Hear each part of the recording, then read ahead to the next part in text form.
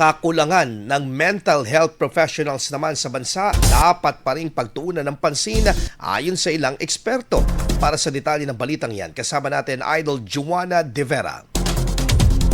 104.7 IFM Report. Dapat ring pagtuunan ng pansin ang patuloy na kakulangan ng mental health professionals sa Pilipinas upang mas epektibong matugunan ang pangangailangan ng mga nakararanas ng mental health problems ayon sa ilang eksperto mula sa pribadong institusyon.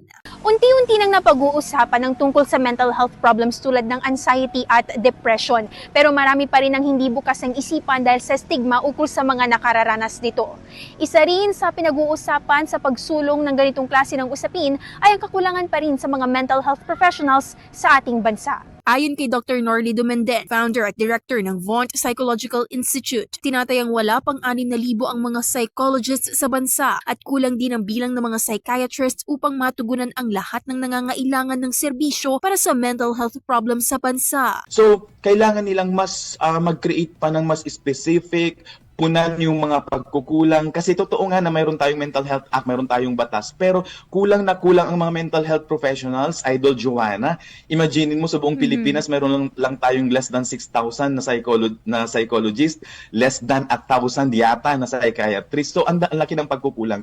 So, ano yung pwede nilang magawa para mas mapataas pa yung bilang ng mga mental health professionals na ito? Bagamat mayroon ng Mental Health Act of 2018, iginiit na nananatiling kulang ang ilang mahahalagang pangangailangan para sa ganap na pagpapatupad nito. Dagdag pa rito, may responsibilidad din umano ang komunidad at mga nasa pampublikong posisyon na magkaroon ng sapat at tamang kaalaman tungkol sa mental health upang higit na maunawaan at matulungan ang mga nakararanas nito. Ang community, ang pwede nating magawa sa community is that magiging accepting tayo. Mas magiging mas maunawain tayo doon sa pinagdadaanan ng mga taong ito. At nag-uumpisa nga yan sa pagiging aware doon sa mga palatandaan, ano yung mga possible causes ng mga mental health problems.